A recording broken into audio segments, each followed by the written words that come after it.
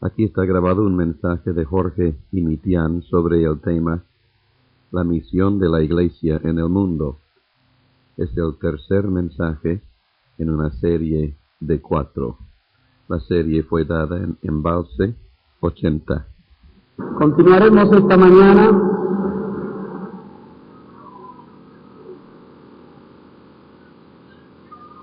con nuestro tema, la misión de la Iglesia en el mundo.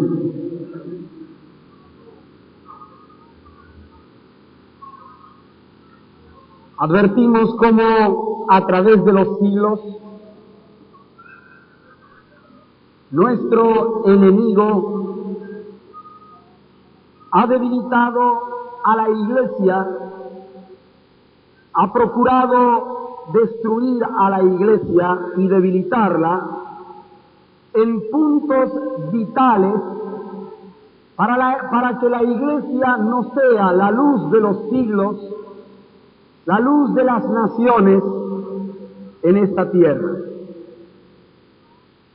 Y vemos con alegría cómo la verdad de Dios está avanzando y cómo el Señor está restaurando su iglesia, recuperando aquellas cosas que el enemigo destruyó, para que la iglesia pudiera en el final de los tiempos, antes de que esta era termine, pudiera la iglesia tener un rol, un papel decisivo, ejecutando la victoria del Señor en el acontecer de los siglos. Sería mucho enumerar aquellos puntos vitales que el enemigo debilitó en la iglesia y que Dios en estos días está recuperando. Menciono solamente así al pasar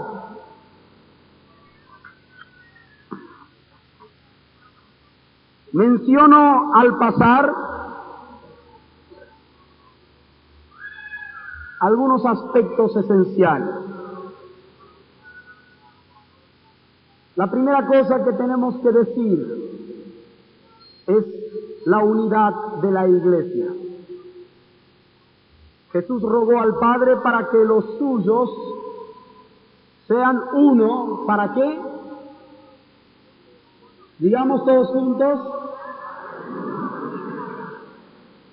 Jesús pidió que todos los suyos sean uno para que el mundo crea. Y el enemigo debilitó a la iglesia en este punto, de tal manera que los cristianos hoy en la tierra, para el mundo, no son uno. Hay muchos nombres, denominaciones, banderas, colores, pensamientos, teologías que han dividido a la cristiandad. Lo decimos con vergüenza y pedimos perdón al Señor por nuestras divisiones, por nuestros celos, por nuestros desentendimientos, por nuestra carnalidad. En nombre de todos nuestros hermanos, pedimos perdón al Señor por nuestra división. Y fieles a la obra que el Espíritu Santo quiere hacer, renunciamos a nuestras posturas sectarias, renunciamos a nuestras posturas denominacionales para unirnos a todo hermano. Todo hijo de Dios es mi hermano y por lo tanto me uno a Él. Nos unimos a todos los hijos de Dios.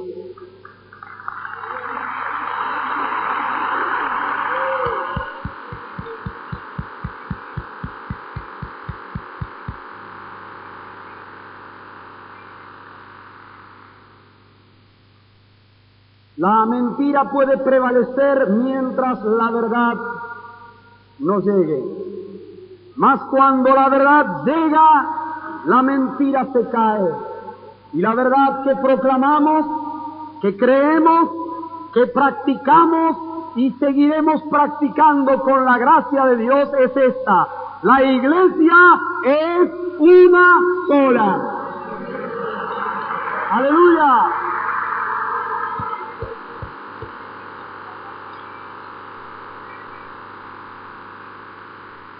Digamos todos juntos esta gran verdad: la iglesia es una sola. ¡Aleluya! Nadie nos engañe más. No nos podrán engañar. Y que Dios nos ayude para que podamos caminar en este camino hacia el encuentro con todo aquel que invoca el nombre del Señor. El programa de la restauración de la unidad lo tiene Dios.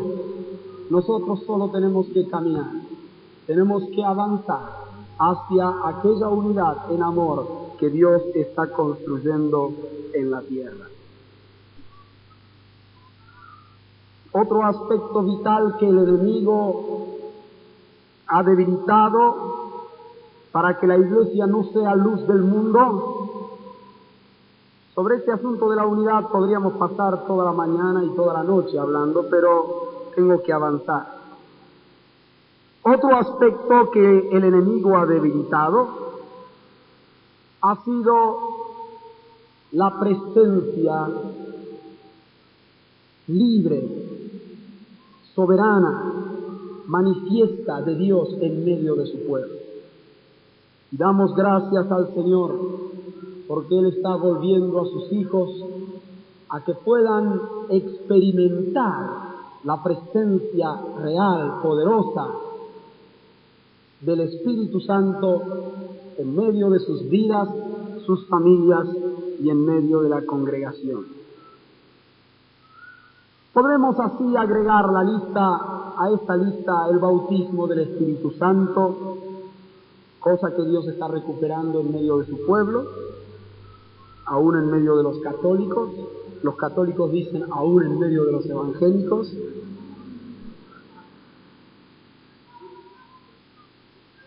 Dios está recuperando el reino. Ayer ya hemos escuchado, punto vital para que la iglesia sea luz en la tierra. ¿Se dan cuenta que estos puntos vitales, la unidad de la iglesia, el reino de Dios en nuestras vidas, el bautismo del Espíritu Santo, la adoración, la alabanza, la sujeción, la iglesia como cuerpo, la vida cotidiana y tantas otras verdades que el enemigo había debilitado, puntos vitales para que la iglesia no sea luz en esta tierra, el Señor está restaurándolo, gloria a su nombre. Y Él no va a parar, Él no se va a detener hasta que la iglesia sea restaurada completamente. Damos gracias a Dios por haber cambiado nuestra fe y nuestra esperanza en el futuro. En vez de esperar que la iglesia de los últimos tiempos fuera una iglesia moribunda, decadente, una iglesia enfriada, el Señor ha avivado la fe en medio de su pueblo a través de su palabra para creer que la iglesia va a terminar triunfante, gloriosa, poderosa y que la gloria postrera de esta casa va a ser mayor aún que la primera. Hemos visto en estos días el aspecto básico de la misión de la iglesia en el mundo. El aspecto básico es este. ¿Cuál es nuestra misión? Ser luz de este mundo. Ahí está sintetizada la misión de la iglesia en este mundo. Ahora, en esta mañana, yo quiero mostrar esta visión, esta misión de la iglesia, en 4 aspectos diferentes. Es una sola misión, pero para hacerlo más claro, explicarlo, quiero enfocar la misión de la Iglesia en 4 ángulos diferentes, complementarios, para que ustedes puedan ver la plenitud de esta misión en la cual cada uno de nosotros estamos involucrados. Y digo y subrayo, hermanos, de que esta misión que la Iglesia tiene en la tierra es la misión de toda la Iglesia. No es misión de los apóstoles, de los profetas, de los predicadores ser luz del mundo. La luz del mundo no son hombres muy especiales, muy dotados. Ya hemos visto que la misión de la Iglesia es misión de toda la Iglesia. Es tu misión, es mi misión, ser luz allí donde el Señor nos ha colocado. Y estos 4 aspectos que voy a enfocar ahora hablan también de la misión de cada uno de nosotros en el lugar donde el Señor nos ha colocado. El primer aspecto que quiero señalar es que la Iglesia como comunidad de Dios tiene una misión profética en este mundo. Misión profética.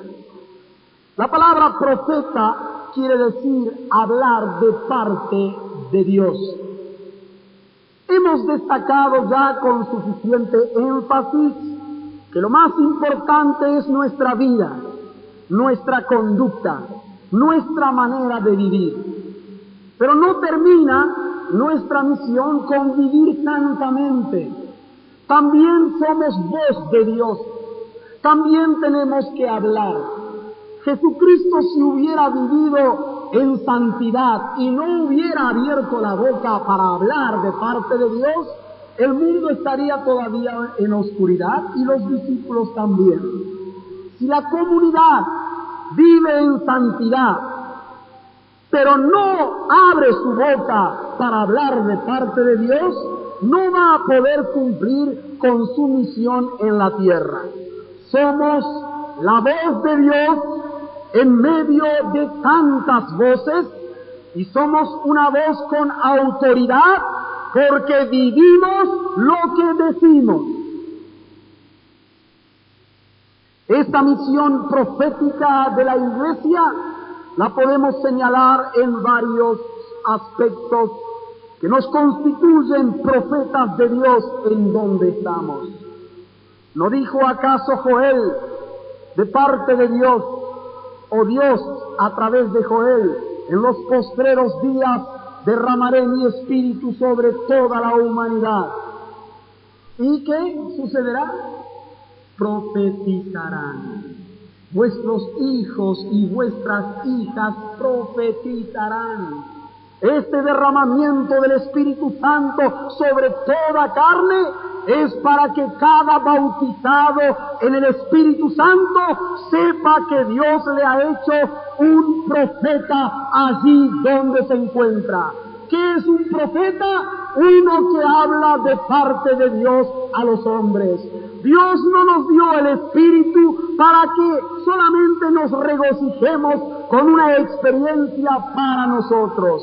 Este fluir del Espíritu nos constituye en profetas en medio de las gentes para que digamos a los hombres lo que Dios quiere decirles. Dijimos que el mundo está viviendo en ignorancia y nosotros como profetas de Dios tenemos que proclamar la verdad. Tenemos que predicar el Evangelio. Tenemos que decirle a los hombres lo que ellos no saben. Enseñar la doctrina que estamos viviendo. Explicar cómo vivimos. Explicar lo que ellos están viendo. Qué lindo es poder decir, ven, esto que ustedes observan es esto. Esta es nuestra doctrina, lo que Jesús nos enseñó. Los primeros discípulos, se describe de ellos diciendo, llenaron Jerusalén de su doctrina. Lo llenaron, lo inundaron. Tenemos la responsabilidad de enseñar la palabra. predica a tiempo y fuera de tiempo, redarguye, reprende, enseña con toda autoridad, nadie te menosprecie. Como profetas de Dios, llamamos a los hombres al arrepentimiento. Cuando le estás diciendo a tu compañero, deja tus malas obras y vuélvete a Dios, eres un profeta de Dios para aquel hombre al lado del cual Dios te ha colocado. Llamamos a los hombres a que se reconcilien con Dios, que dejen sus malos caminos. Invitamos, rogamos, insistimos, reprendemos, lloramos, clamamos, para ver a cuántos podemos salvar de esta perversa generación. Hermano y hermana, eres un profeta de Dios.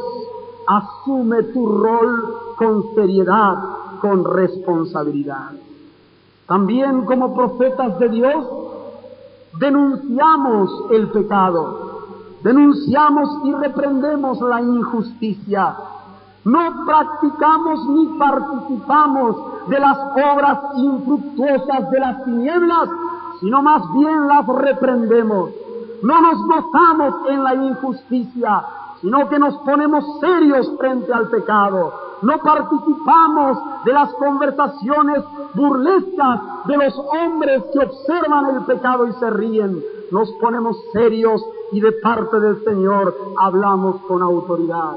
Somos como Juan el Bautista diciéndole a Herodes, no te es lícito tener la mujer de tu hermano. Aunque nos cueste la cabeza, aunque nos cueste la prisión, no podemos renunciar a nuestra función y a nuestra misión de profetas de Dios en esta tierra.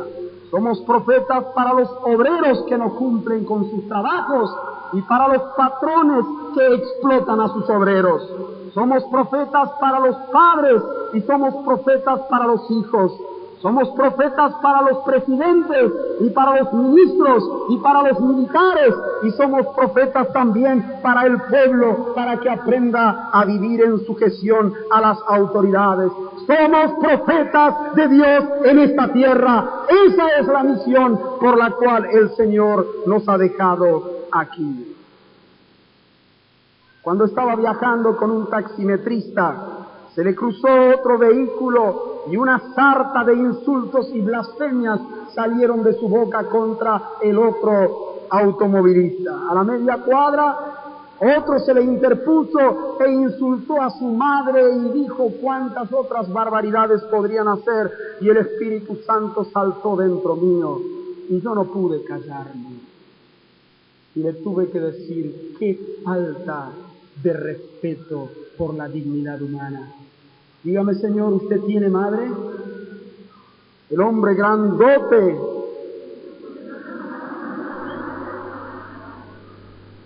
se dio vuelta y me miró, se puso colorado. Me dijo, mi madre está muerta. Con más razón le dije, ¿le gustaría que alguno insultara a su madre? El hombre se humilló. El viaje fue corto. Pude decirle lo que las pocas cuadras permitían. No digo que andemos como legalistas y fariseos, juzgando y criticando todo pecado y todo aquello que nuestros ojos ven, porque sería interminable. Pero bajo la unción del Espíritu, tengamos el coraje y la autoridad de hablar de parte de Dios. Dios es el que está con nosotros. Somos profetas de Dios para advertir los juicios de Dios que se avecinan sobre esta humanidad. Los hombres no saben lo que les espera. Comamos y bebamos, total la vida es corta. Tratemos de pasar lo mejor posible, pasarla bien. Vivamos con libertad. Esta es la actitud de la mayoría de la gente. Y aun cuando piensen y crean que hay un Dios, la idea de la mayoría es, bueno, Si hay un Dios, yo no soy tan malo, yo no soy como aquel, si puedo ayudar a alguno lo ayudo. Este es el criterio que la gente tiene de sí mismo. Si algunos hasta creen que debe haber algún infierno, pero todos piensan ese infierno o el juicio de Dios es para la gente más desgraciada, más perversa de la sociedad. Ninguno se siente que el infierno es el lugar que le toca, el juicio de Dios es lo que le corresponde. Y nosotros como profetas de Dios, como Jonás, tenemos que ir a nuestra Nínive y decir, dentro de 40 días, esta ciudad va a ser destruida. Tenemos que hablar los juicios de Dios. Tenemos que decirle al pecador, crea o no crea, esto es lo que va a suceder. Arrepiéntete de tus malos caminos. No te imaginas lo que es la ira de Dios. Y tenemos que decirle a todo hombre que Dios va a juzgar los secretos de los hombres por Jesucristo. Tenemos que anticiparles, no asustarles, sino solemnemente advertirles de la ira de Dios que se va a manifestar contra toda impiedad. Tenemos una misión profética.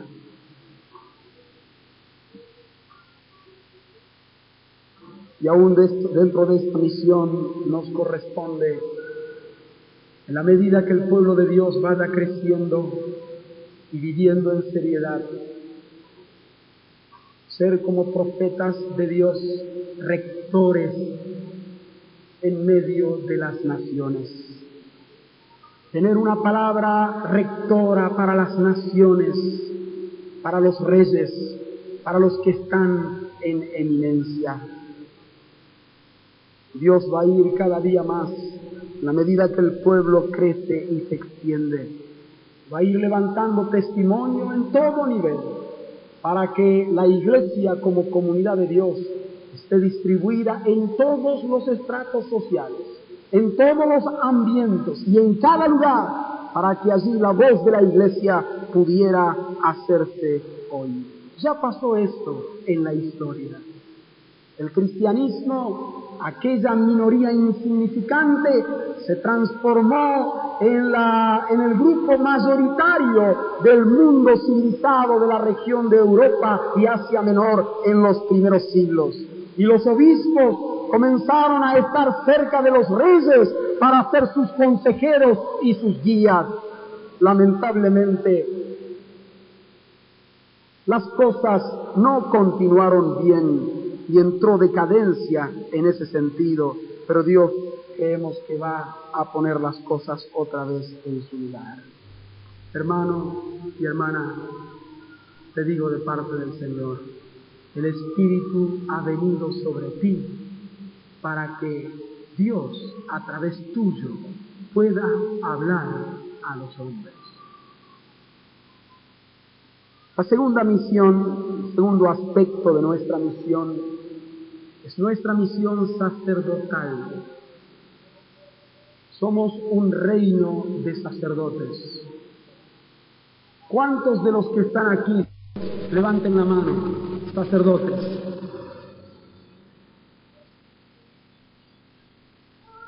¿Cuántos son hijos de Dios? A ver, levanten la mano.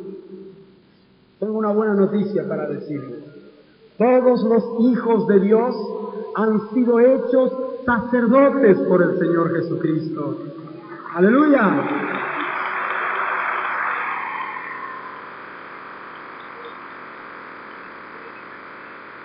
Al que nos amó y nos lavó de nuestros pecados por su sangre, nos ha hecho reyes y nos ha hecho o nos va a hacer. Ahora digamos todos juntos, nos ha hecho sacerdotes. Otra vez. ¿Dios miente? ¿Cuántos sacerdotes hay aquí? Levanten la mano. Aleluya. Somos un pueblo de sacerdotes. Claro, creemos que sacerdote es aquel que viste la sotana. Bueno, ahora ya ni sotana, con un cuellito nomás.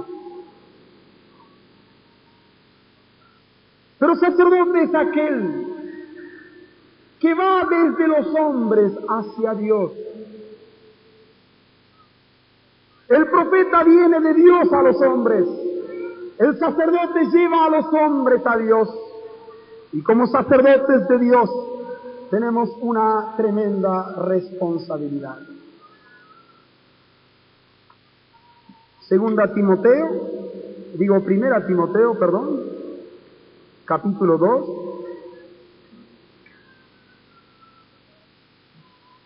Versículos 1 y 2.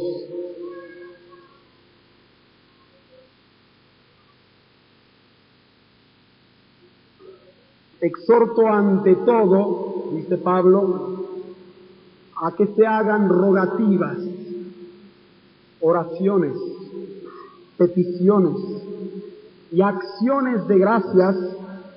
¿Por quiénes? ¿Otra vez? Por todos los hombres, por los reyes, por todos los que están en eminencia, para que vivamos quieta y reposadamente en toda piedad y honestidad. Nuestra misión como sacerdotes es la oración ante Dios, por todos los hombres. Tenemos que orar por nosotros y por los que no oran. Dios tan bueno, tan misericordioso, hace llover sobre los buenos y sobre los malos. Da el pan a los buenos y a los malos. Da hijos a los buenos y a los malos. Hay ingratitud en esta humanidad. ¿Cuán pocos levantan sus manos para decir, gracias, Señor? Nosotros como sacerdotes de Dios en esta sociedad tenemos que elevar nuestras manos a Dios para dar gracias por todos los hombres, en lugar de todos los hombres, por lo que ellos no dan gracias. Nosotros como pueblo sacerdotal, ministros de Dios, nos acercamos a Dios con manos santas, sin ira ni contienda, y ministramos a Dios, ofrecemos sacrificio de alabanza, de acción de gracias. Gracias, Señor, por la lluvia. Gracias, Señor, por el sol. Gracias por la salud. Gracias por los hijos. Gracias por esta humanidad. Tenemos que darle gracias a Dios. El sacerdote es el que tiene que elevar la ofrenda al Señor. Todo lo que digamos sobre la oración siempre es poco. No solamente dar gracias, también tenemos que interceder. Quiero que se hagan rogativas, dice Pablo, oraciones, peticiones y acciones de gracias. Rogativas, ruegos, oraciones, peticiones. Pedid y se os dará. Todo lo que pidan al Padre en mi nombre, dijo Jesús, yo lo haré. En mi nombre no quiere decir pedir caprichosamente cualquier cosa y agregarle en el nombre de Jesús. En mi nombre significa en el Espíritu de Jesús, lo que Jesús pediría por la unción de Cristo que está en nosotros. ¿Quién va a interceder por los hombres? ¿Quién va a pedir misericordia?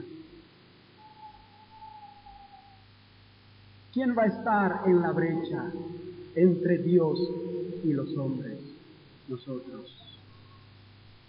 Si dejamos de orar, si menguamos en la oración, si somos flojos en la oración, no vamos a poder cumplir nuestra misión en la tierra. Para poder ser luz de este mundo, necesitamos asumir nuestra misión sacerdotal. A solas en la cámara secreta, 2 o 3 reunidos en su nombre, un grupo pequeño, una congregación, la ciudad entera, la nación entera y el mundo entero. Podemos celebrar oraciones en cualquiera de estas dimensiones, pero la palabra de Dios dice, orando en todo tiempo, con toda oración y súplica en el Espíritu, rogando, insistiendo, orando sin cesar, porque así, solamente así, vamos a poder cumplir nuestra misión en la tierra. La tercera cosa que quiero señalar es nuestra misión salvífica o salvadora. Para comunicar la verdad, llamar a los hombres al arrepentimiento, reprender la injusticia, advertir los juicios, influir a las naciones. Somos misión sacerdotal para dar rogativas y acciones de gracias delante de Dios por este mundo. Y somos también misión salvífica, tenemos una misión salvadora en esta tierra. Estamos aquí representando a Cristo, quien no vino para condenar al mundo, sino para salvar. Y nosotros le representamos. Las entrañas de misericordia y de compasión. Viendo las multitudes, tuvo compasión de ellas. La primera noche dije que tenemos que oír el gemido del pueblo que sufre, tener el amor de Dios que ya ha sido derramado en nuestros corazones, dejar lugar a ese amor y entregar nuestras vidas para cumplir esta misión salvadora. Y quiero aquí señalar 3 figuras, quizás 4, pero la primera es doble. Tenemos para este mundo vino y aceite. Como aquel samaritano que encontró a ese hombre tirado junto al camino, herido, malherido, robado, arruinado. Descendió de su cabalgadura porque tuvo de él misericordia, y sacando vino y aceite, curó sus heridas, suavizó su dolor. Tenía vino, alcohol para las heridas y aceite para suavizar el dolor. Y hermanos, ya hemos hablado de esta sufriente humanidad. Nosotros con un corazón lleno de compasión y de misericordia, tenemos que descender de nuestra cabalgadura, de nuestros quehaceres, de nuestras ocupaciones. Si estamos apurados, si hace falta llegar a donde tenemos que llegar, vamos a llegar tarde, sí, tantas otras cosas podemos decir, como el primer sacerdote y el levita, que siguieron de largo. Pero nosotros tenemos una misión salvadora. El Hijo del Hombre vino a buscar y a salvar lo que se había perdido. Tú tienes vino, la sangre de Jesucristo y aceite, el Espíritu Santo, para curar a los que están heridos, lastimados, para poder sanarles, para darles aquel remedio que ellos están necesitando. La segunda figura es que somos sal de la tierra. La sal es para preservar la corrupción, para guardar, para que la corrupción no avance. Se sala para que pudiera así preservarse de la putrefacción. Hermanos, si no fuera por los cristianos, este mundo ya estaría totalmente corrompido. El mundo está siendo detenido por los cristianos. Y en la medida que los cristianos crezcamos y seamos más, y seamos verdadera sal y verdadera luz, vamos a cortar la corrupción. Llega la corrupción, pero en nosotros se para. Y aquellos que están a nuestro alrededor, nosotros como sal, les pagamos también. Somos sal de esta tierra. Bendito sea el Señor.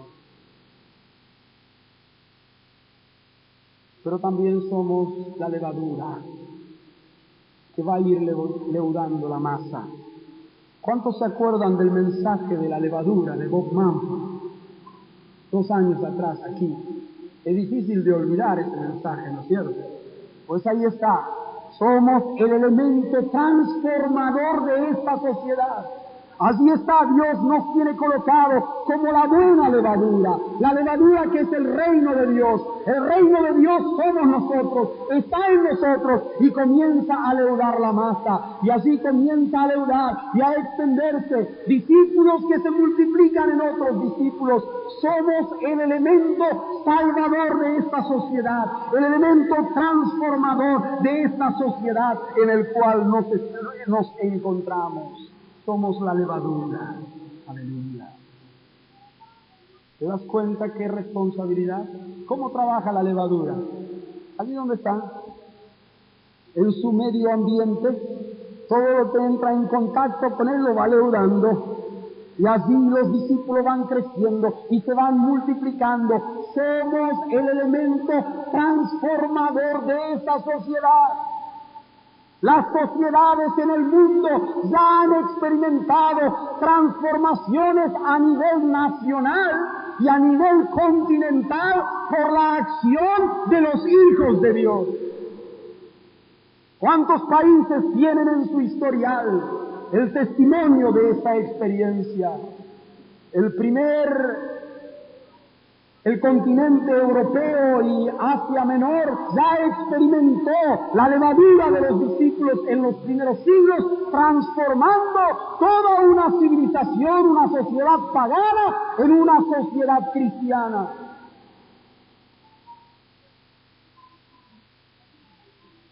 ¿Y cuántos otros países recibieron visitación de Dios y la sociedad fue transformada? ¿Cuántas reformas, aún sociales, laborales, hasta gubernamentales de Inglaterra, fueron modificados por los avivamientos en los siglos pasados? Y también así otros países.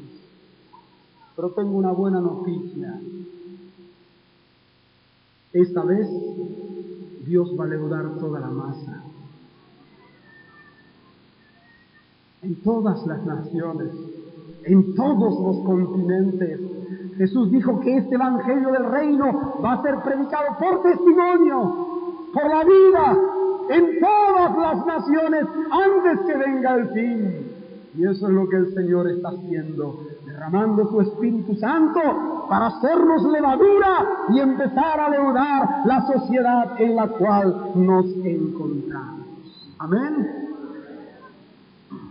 Y señalo para terminar el último aspecto que quiero enfocar.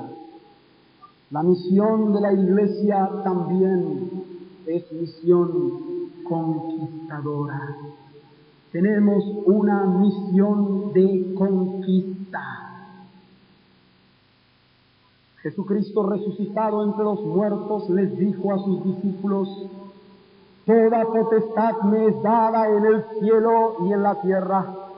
Por lo tanto, id y haced discípulos a todas las naciones, bautizándoles en el nombre del Padre y del Hijo y del Espíritu Santo, y enseñándoles a que guarden todas las cosas que yo os he mandado. Y aquí yo estoy con vosotros todos los días hasta el fin del mundo. Amén. Esta es la comisión del Señor, misión de conquista. Y los discípulos tomaron en serio este desafío del Señor.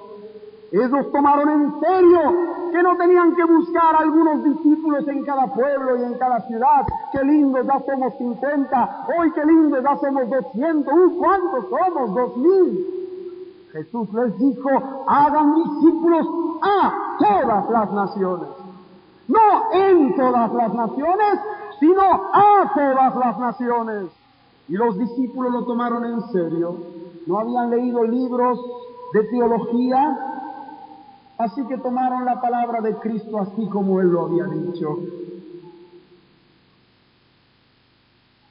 La primera nación que se convirtió oficialmente al cristianismo, oficialmente quiere decir que fueron los apóstoles, predicaron, hubo discípulos, los discípulos se multiplicaron, la levadura leudó a tal punto que llegó a ser mayoría, hasta los reyes y gobernantes se convirtieron. Y entonces declararon, sacaron el paganismo como religión oficial y pusieron el cristianismo. La primera nación que aceptó el cristianismo como religión oficial fue Armenia. Perdónenme, yo soy armenio.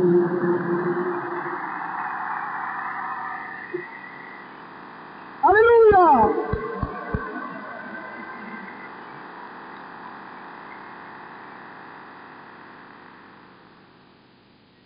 Lo tomaron en serio. El Imperio Romano, en el año 300 y algo, Constantino el emperador también se convirtió al cristianismo y fue la religión oficial del imperio. Dejando nuestras conclusiones acerca si estuvo bien o estuvo mal, lo que estoy queriendo decir que los discípulos tomaron en serio la palabra del Señor, salieron a conquistar naciones y naciones conquistaron. Gloria a Dios. ¿Qué nos dice el Señor hoy?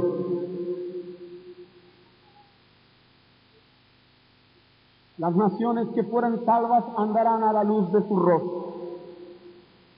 Las naciones que no te sirvieren perecerán. Yo no quiero entrar en especulaciones escatológicas. Lo que quiero decir, hermanos, tenemos una misión de conquista y vamos avanzando y lo que pisamos es para el Señor. Establecemos así el reino de Dios y seguimos avanzando. Ahora tenemos que tener en cuenta en qué dimensión se da esta conquista. La primera cosa que interesa en la conquista es el derrocamiento de las fuerzas enemigas. Pregunto, ¿hay fuerzas enemigas? Nuestra lucha, dice Pablo, no es contra carne y sangre. No peleamos ni contra los militares ni contra los comunistas. Nuestro enemigo no es ningún hombre. No nos enarbolamos ni a favor de una política ni en contra de la otra. Nuestro reino es eterno, no es temporal. Estamos a favor de todos los hombres. Amamos a todos los hombres y queremos salvar a todos los hombres. Aún aquellos que no nos amen. Amamos hasta nuestros enemigos. Pero nuestro enemigo no es el hombre. No es ninguna ideología política. No es ninguna ideología religiosa. Nuestra lucha no es contra carne y sangre. Nuestra lucha es contra esferas espirituales, principados, gobernadores de las tinieblas, huestes espirituales de maldad en las regiones celestes. Ahí está nuestra lucha. No podemos conquistar a menos que peleemos en esa dimensión, en oración, en ayuno, en la verdad de Dios, en la proclama de la palabra de Dios, en viviendo vidas santas, siendo luz del mundo. Y permítanme decir que mundo en el lenguaje bíblico no abarca solo la tierra. Somos sal de la tierra, pero somos luz del mundo. No somos sal del mundo, porque a Satanás no le podemos salar. Tampoco somos luz de la tierra, porque nuestra responsabilidad es en un aspecto cósmico. Somos luz no solo de la tierra, somos luz también del mundo. Y el mundo abarca al príncipe de este siglo, abarca las potestades, y la luz vence a las tinieblas. Las tinieblas no pueden prevalecer contra la luz. Bendito sea el nombre del Señor.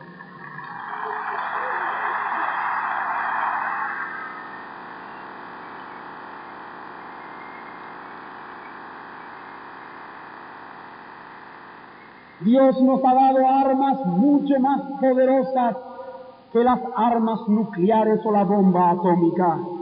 Y las armas de nuestra milicia no son carnales, sino poderosas en Dios para la destrucción de fortalezas.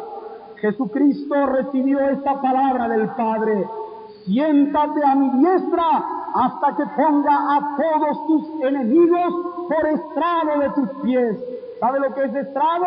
Es esto donde yo estoy parado. Esto es un estrado, es una plataforma. Dios le dice al Hijo, cuando Él exaltado en los cielos se sienta a su diestra: siéntate a mi diestra hasta que ponga a todos tus enemigos por estrado de tus pies. Ahora escucha bien. Jesucristo es la cabeza de la iglesia. ¿Y qué es la iglesia? Es el cuerpo. Cristo es la cabeza. El Padre dice que va a poner al enemigo, todos los enemigos, por estrado de sus pies. La iglesia está entre el cuello y la planta de los pies. Cristo es la cabeza, la iglesia es el cuerpo. Si el Padre va a poner a todas las huestes por estrado de sus pies, ¿bajo quién va a poner a los enemigos? Bajo la iglesia, porque somos el cuerpo de Cristo Jesús. ¿No dice el Señor? Va a aplastar en breve a Satanás bajo vuestros pies. Hermano, pisa fuerte. No temas al enemigo. Vas a pisar a Satanás bajo nuestros pies. ¡Aleluya! ¡Aleluya! Sabemos que nuestra lucha es contra estas potestades. Sabemos que tenemos armas poderosas en Dios para destruirlas. Y lo más lindo es que ya sabemos que la victoria es del Señor y por lo tanto la victoria es nuestra. Vamos a aplastar al enemigo bajo nuestros pies. Es fácil salir a la conquista así, sabiendo de antemano que nuestra es la victoria. Bendito sea el Señor. Ahora, si el enemigo va a estar como estrado de sus pies, cuanto más enemigos mejor. Más grande va a ser el estrado. Más alto va a estar Jesús. Más va a ser glorificado en medio de todas las naciones. Derrocamiento de las fuerzas del enemigo y establecimiento del gobierno de Dios. No solo vencemos al enemigo, sino allí establecemos el reino de Dios. En oración y en la proclama del Evangelio Salvador de Jesucristo. Conquistamos la tierra, vamos avanzando, un nuevo hogar, una nueva familia se convirtió, fueron quitados de la potestad de las tinieblas y entraron al reino de su amado Hijo. Pero en vez de pensar que ahora esto lo sacamos de aquí, lo metimos aquí, pensemos que el reino conquistó y se extendió a una familia más, otra familia más. Vamos pisando todo lugar que pisare la planta de nuestros pies será vuestro. Calcemos nuestros pies con la prontitud del Evangelio. Donde lleguemos, anunciemos el Evangelio, orando y predicando, y vamos extendiendo así la conquista del Señor en esta tierra. Hagan discípulos en todas las naciones. Hagan discípulos a todas las naciones.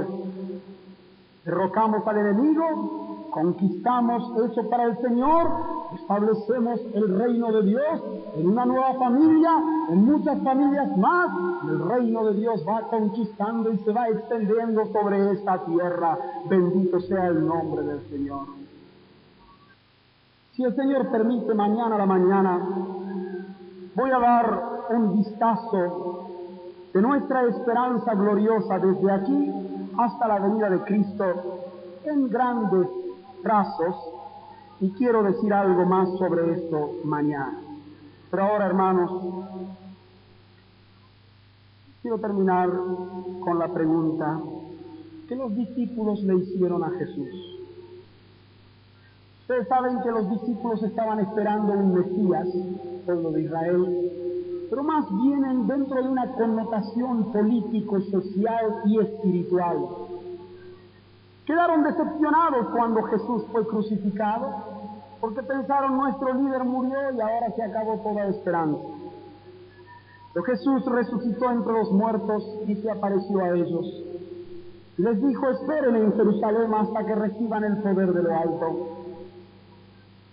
Los discípulos le dijeron, Señor, tenemos una pregunta que tenemos curiosidad, tenemos inquietud. Todo esto que estábamos pensando en cuanto al Mesías, ¿qué va a pasar? ¿Israel va a seguir siendo una nación dominada por el Imperio Romano? lo que tú dijiste de Israel, Señor, ¿qué va a pasar en cuanto a la situación? La pregunta específica era, ¿restaurarás el reino de Israel en este tiempo? ¿Ven la preocupación sociopolítica? Jesús les respondió muy simplemente, eso no les importa.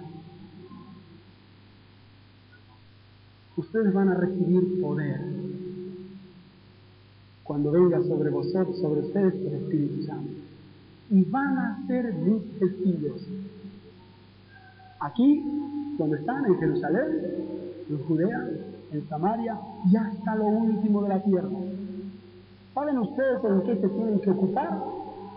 No se queden mirando al cielo, no especulen con la escatología, con lo que va a pasar, si así, si asá, si al final el reino de Dios se va a extender en la tierra de esta manera, y cómo va a ser con los que no se convierten, y cómo será, y cómo no será. Son especulaciones estériles y confusas. Jesús le dice, no se ocupen en eso, no pierdan el tiempo, no les importa. Lo que sí les importa es eso, cuando reciban el Espíritu Santo, el poder, ustedes van a ser mis testigos. Ocúpame en ser mi testigo y deja que el resto siga sucediendo. Ocúpate en tu misión, en ser testigo mío. Sé testigo fiel con tu vida y con tus palabras. Y deja nomás que los acontecimientos vayan sucediéndose. El Señor sabe todas las cosas, Él es el que está en el trono y Él nos dice a nosotros la misma cosa. Lo que va a venir, cómo va a ser el mundo, los últimos siglos, no tenemos que entrar en especulaciones que son estériles y que no edifican, más bien confunden y dividen a los cristianos. Lo que nos importa es ser testigos. Amén. Y ser testigo significa ser luz con tu vida. Ser testigo significa ser profeta donde estás. Ser testigo es ser sacerdote. Ser testigo es salvar a aquellos que puedes. Ser testigo es hacer discípulos y seguir conquistando un discípulo más para el Señor, una familia más para el Señor. Esa es tu tarea, eso es lo que el Señor te pide. No te preocupes, no te importen muchas cosas del futuro. Lo que te importa es que hoy, donde estás, seas un testigo mío, dice el Señor.